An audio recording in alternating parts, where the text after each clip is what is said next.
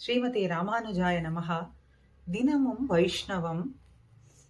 நாம் எல்லோரும் உய்வதற்கு ஒரே வழி என்னவென்னால் பிராட்டியும் எம்பெருமானினுடைய திருவடிகளை பிடித்துக் கொள்வதே ஆகும் என்பதைத்தான் மகனீயரான ஆச்சாரியர்கள், ஆழ்வார்கள் மற்றும் மகான்களும் இதிகாச புராணங்களின் மூலமாகவும் நமக்கு காட்டிக் கொடுக்கிறார்கள்.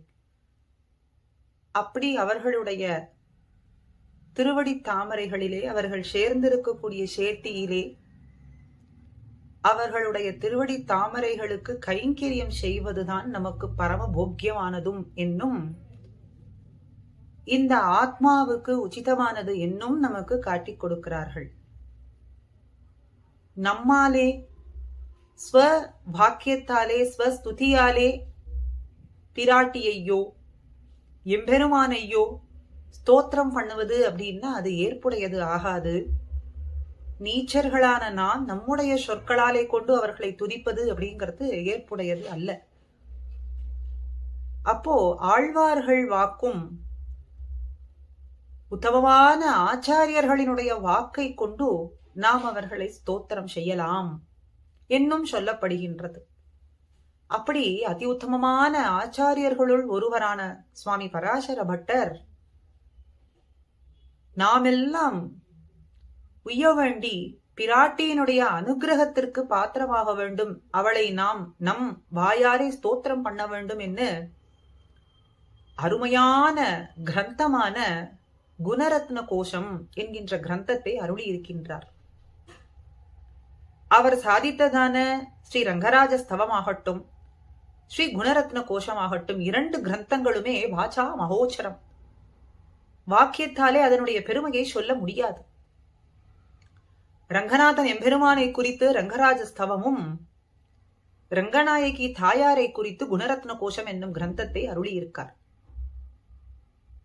அநாகாராதாவத்யம், உன்னை புகழ்வதற்கு நீயே அனுகிரகம் செய்ய வேண்டும். உன்னை புகழ்வதற்கு வாக்குகள் அப்படின்னு பார்த்தால் என்னிடத்திலே கிடையாது.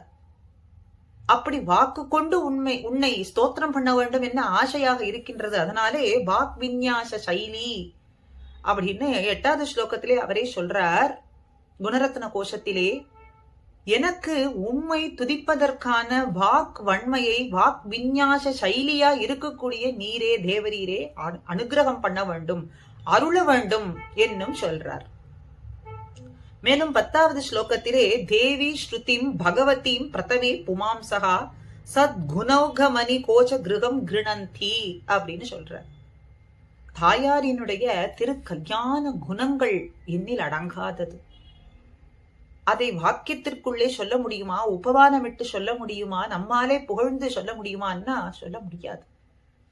அப்படி குணௌக மணி கோஷ கிருகம் அப்படின்னு சொல்றதுனாலே வேதங்களுக்கு ஸ்ரீ குணரத்ன கோஷம் என்றுதான் அருள வேண்டும் என்று சொன்னார். அது ஒட்டியே இப்போ இந்த கிரந்தத்திற்கு ஸ்ரீ குண ரத்ன கோஷம், உபதேச ரத்ன மாலை அப்படின்னு சொல்றோம். உபதேசங்களே ரத்தனமாக அதே கோர்க்கப்பட்ட மாலையாக இருக்கின்றதுன்னு பெரிய சீயர் அருளிய கிரந்தத்திற்கு நாம் சொல்கின்றோம். அதுபோலே குண ரத்னம், குணங்களே ரத்தனமாக, அதை கோஷமாக ஒரு கிரந்தமாக இங்கே அருளி இருக்கார் அப்படின்னு சொல்லும் பொழுது எம்பெருமான் மிகவும் உகப்போடு அனுபவிக்கக்கூடியதான இந்த கிரந்தம்னு சொல்றார் ஸ்ரீ ரங்கநாதன். ஸ்ரீயஹா ஸ்ரீஹி ஸ்ரீ ரங்கேஷயஹா அப்படின்னு எம்பெருமான் பரம போக்கியமாக அனுபவிக்கக்கூடிய கிரந்தம்னு சொல்றார். பண்ணார் பாடலின் கவிகள் யானாய் தன்னை தான் பாடி திருமாலிரும் சோலை ஆனேன்னு ஆழ்வாரை கொண்டு தன்னை பாடுவித்து தான் அனுபவித்தது போலே இங்கே ரங்கநாச்சியாரினுடைய குண ரத்னங்களை, குணக்கடலை, பரம போக்கியமானவற்றை தான் அனுபவிக்க வேண்டும் என்று பட்டர் வாக்கியங்களை கொண்டு இங்கே எம்பெருமான் அனுபவிக்கின்றான் அப்படின்னு இந்த குணரத்ன கோஷ கிரந்தத்துக்கு ஏத்தத்தை நாம் சொல்லிக்கொண்டே போகலாம். அதிலே ஒரு பாசுரத்தை தான் இன்று நாம் அனுபவிக்க இருக்கின்றோம். எம்பெருமான் மிகவும் பரம போக்கியமா அனுபவிக்கக்கூடிய பிராட்டியினுடைய திருவடி வழகு, அவளுடைய திருக்கண் அழகு, திருக்கண் நோக்கு, திருக்கண் கடாட்ச பார்வை அப்படின்னு சொல்லலாம். அந்த திருக்கண் கடாட்சை பார்வை எவன் மீது படுகின்றதோ, உத்தமமானவர்கள், உயர்ந்தவர்கள், நீச்சர்கள், செல்வந்தர்கள், தாரித்திரியர்கள் அப்படின்னு இப்படி பிரித்து பிரித்து சொல்றோமே, இவை எல்லாமே அறிவாளிகள், தேஜசு படைத்தவர்கள் அப்படின்னு எப்படி எல்லாம் சொல்லிக்கொண்டே போறோம். 2 சாரார்களாக நாம் பிரித்து கொண்டே போகின்றோமே. இது எல்லாமே பிராட்டியினுடைய திருக்கண் நோக்கு பார்வை என்பதற்கு உட்பட்டது அப்படின்னு சொல்லி, அந்த திருக்கண் பார்வை படுவதற்கு முன்னே மங்களமான வஸ்துக்கள் எல்லாமும் தேடிக்கொண்டு எந்த இடத்தை, எந்த வஸ்துவின் மீது படுகின்றதோ அங்கே நோக்கி முன் சென்று விடுகின்றன அப்படிங்கிறத மிக அழகா ஒரு ஸ்லோகத்திலே காற்றார்.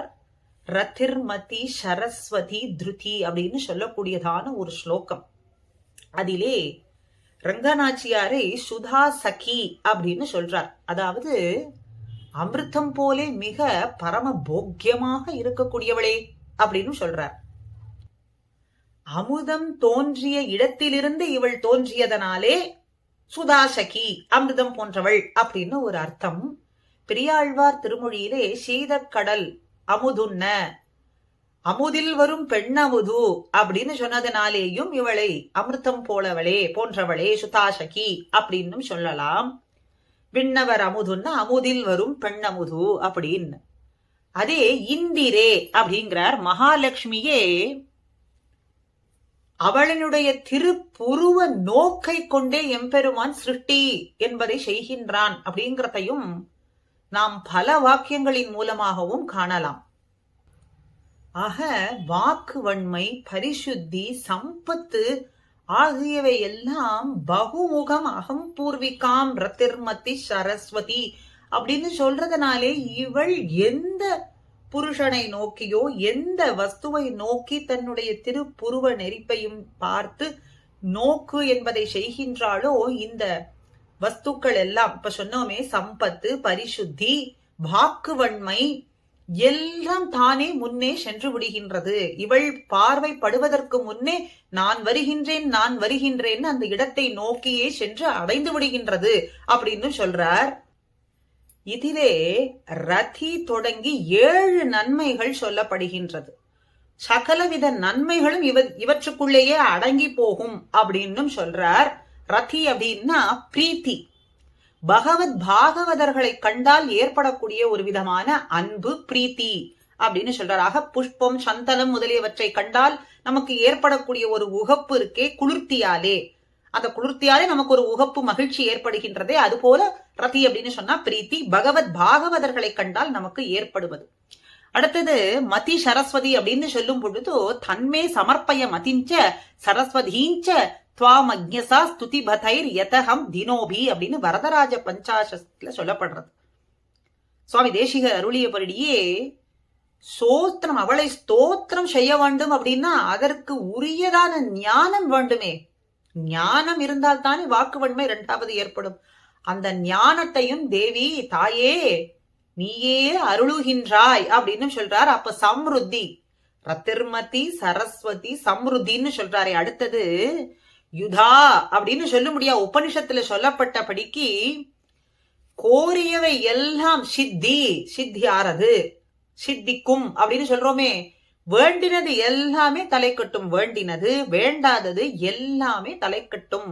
அப்போ ஸ்ரீஹி அப்படின்னு சொல்றதுனாலே ஸ்ரீஸ்தவத்துல ஐஸ்வர்யம், எதசேஷ பூம்சி எதிதம் அப்படின்னு சொல்றபடிக்கு ஐஸ்வர்யங்கள், எதெல்லாம் ஐஸ்வர்யம்னு சொல்றோம், ஐஸ்வரியினி அப்படின்னு சொல்றோமே, ஐஸ்வர்யத்திற்கு தலைவியான தேவியே, மங்கள வஸ்துக்களுக்கெல்லாம் நாயகியா இருப்பவளே, ஸ்ரீங்கிற சப்தத்துக்குள்ளே இந்த மங்களங்கள் அத்தனையும் அடங்கி விடுகின்றது.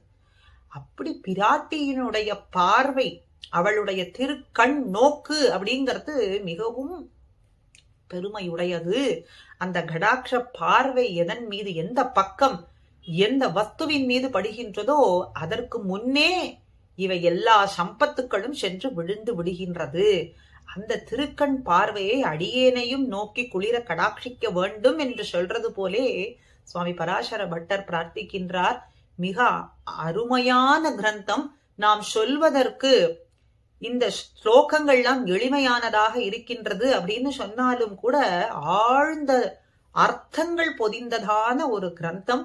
அப்படி ஸ்ரீ ரங்கநாச்சியார் பிராட்டியார் எந்த திவ்ய தேசத்தில் இருக்கக்கூடிய தாயாரும் நம்மீது குளிர்ந்த கடாட்சம் என்பதை பொழிய வேண்டும். எதற்காகன்னு சொன்னா, பாகவதர்களோடு நமக்கு ஒரு சத்சங்கம் என்பதும் ஏற்பட்டு எப்பொழுதும் மனசா ஸ்மராமி என்றும் சொல்றபடியே பகவத் அனுபவத்திலேயே நாம் ஊன்றி இருக்கும்படிக்கு நமக்கு ஒரு நிலை ஏற்படுவதற்காக அந்த கடாட்சத்தை எப்பொழுதும் பிரார்த்திப்போம் என்று சொல்லி அடியேன் இந்த பதிவை பதிவிடுகின்றேன்.